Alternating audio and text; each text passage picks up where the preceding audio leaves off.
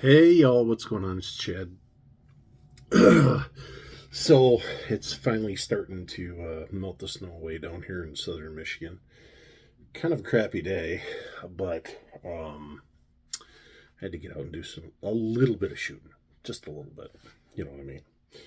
So there were some questions or concerns, and a lot of you know where I'm coming from. So on my Tippmann AR 22 long rifle platform. You guys seen me change out my diode. Oops. My diode. Doot, doot, doot, doot. Right there on my Seymour red dot earlier this year. Showing you how you could do that, and it was super simple. And you have a bunch of flexibility and different MOA sizes and whatnot. And I haven't had a chance, just been busy, to prove the point that machining and tolerances are pretty good nowadays. So what I did is I took the Tippmann out 20 yards, because guys, don't forget, I shoot Steel Challenge. I've got rifles for long distance, and that's fine. I have 100 yards in the back yard. But this rifle, for what I do, will never go past 35 yards. That's the longest target for Steel Challenge. So what I'm concerned with is from 7 to 35.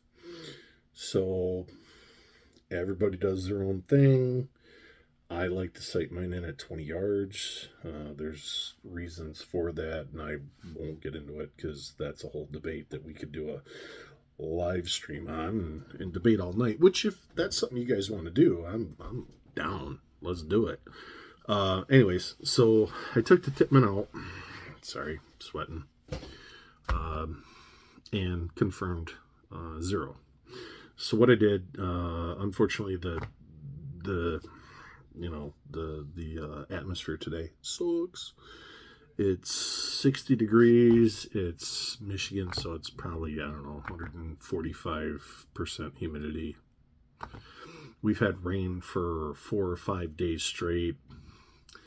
I am not walking out in the backyard, so I painted the up close stuff that was dry, but the rest of it, you'll have to take my word for it. But I took it out there and wanted to make sure it was close at 20 yards, because that's where I like to sight in at. And again, 40-mile-an-hour wind from the right to left. So I think you can take it from there. But yeah, again, tolerances are pretty tight. We're not talking, 100 yards. We're not talking precision shooting. We're talking fast, reactive, Steel Challenge shooting. I'm time for speed.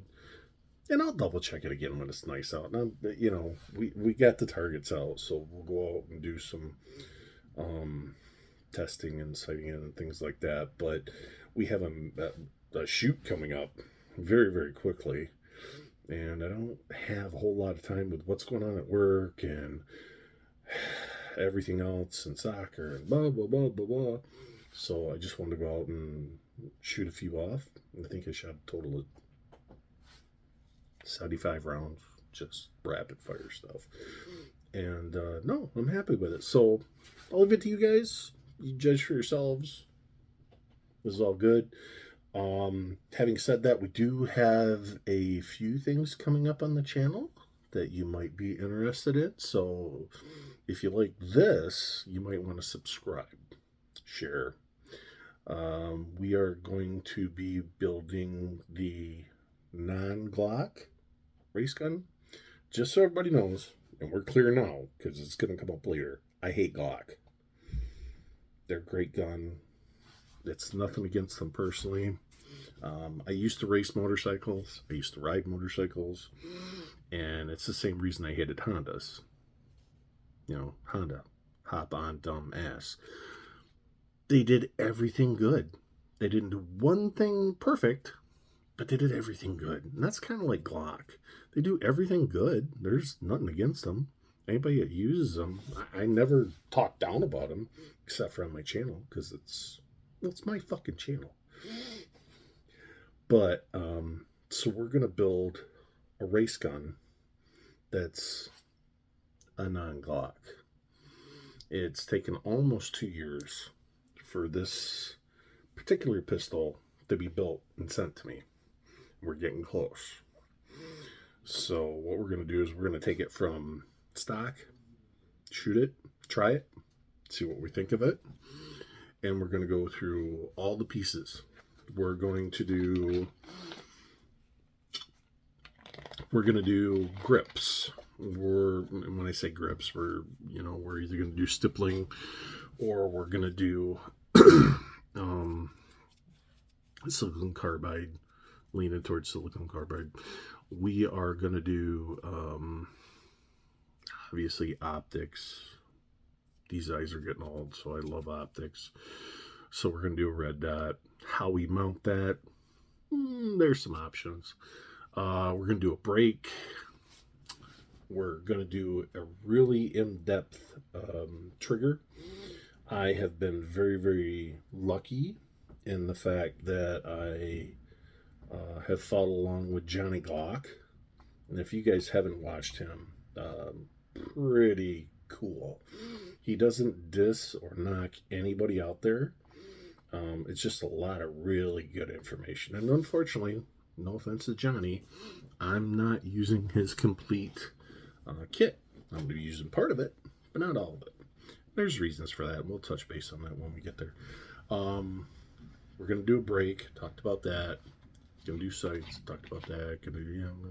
So, and we're going to start off with a really, really, really unique platform. Again, this gun has taken damn near 2 years to get to me. And it would have took longer than that, but I had to change my mind and go, how long is this going to take? Can we switch this up and get it to me now? So, anyway, it hasn't got a lot of press yet. Hopefully, between me and you, it will now. And hopefully it pans out to be as good as I hoped it was. But, having said that, we're going to turn it over. We're going to throw the Tipman down, even in this gusting wind. Show you that tolerances are tight. You can do a lot more with a red dot than possibly what you thought before. Just depends on what your accuracy is. And we'll go from there. So, hey guys, as always, thanks for watching. Hey folks, what's going on? It's Chad. So, a few of you have seen my, sorry, it's a little windy out here. Seen my video a while back where I changed the diodes on the Seymour. So I told you guys then that I just put the new diode in and put the red dot back on the rail where it was. And I'm not too worried about it. It should be right on. So, test that theory. I'm out here 20 yards to the silhouette. I'm going to aim center mass at first, see where we're at. If it's good, I'm going to go to the headshot, which is a 4x4 square.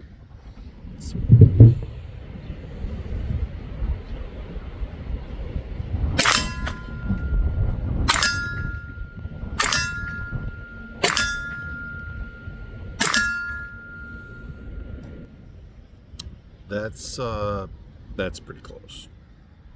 Taking it off, putting it back on, and changing the diode. So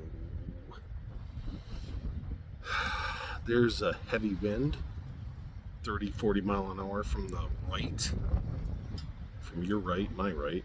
So yeah, I'm gonna call it good.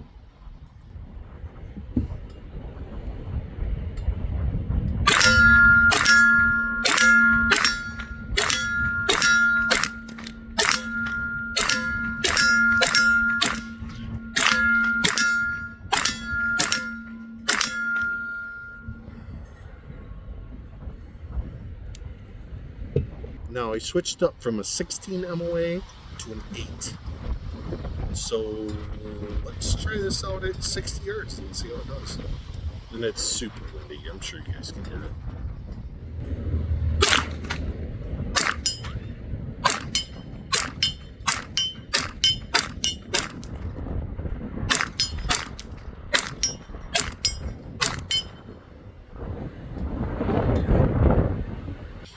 Okay, that's 60. Super windy out here. We'll stretch it out to 100, and this is on an 18 by 24. Oh yeah, and I ain't walking out there because it's been raining like a bitch, and it is wet swamp shit. So here you go. Don't believe me? Try it yourselves.